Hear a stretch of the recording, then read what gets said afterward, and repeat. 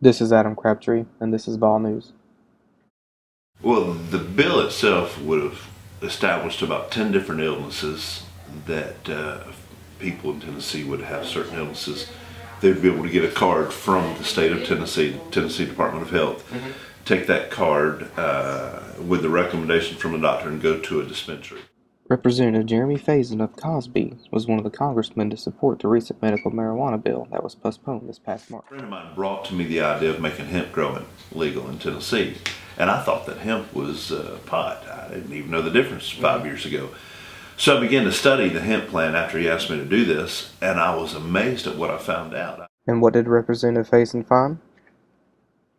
I found out that our first flag that Betsy Ross sewed was sewn with hemp fibers. Really? All the drafts of the Declaration of Independence, every draft that we have is written on hemp paper. The 13th Amendment that's enshrined right now in D.C. brought emancipation to our slaves. It's written on hemp paper. That's the lawmaker's side. What about law enforcement? Still a federally scheduled illegal narcotic. And so as long as it's still federally scheduled and illegal, there's no way we can support it. There's a plan that offers food, it offers fuel, it offers fiber,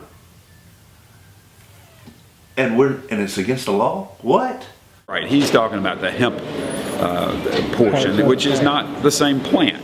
Yeah. Right, so that's the other issue here, right?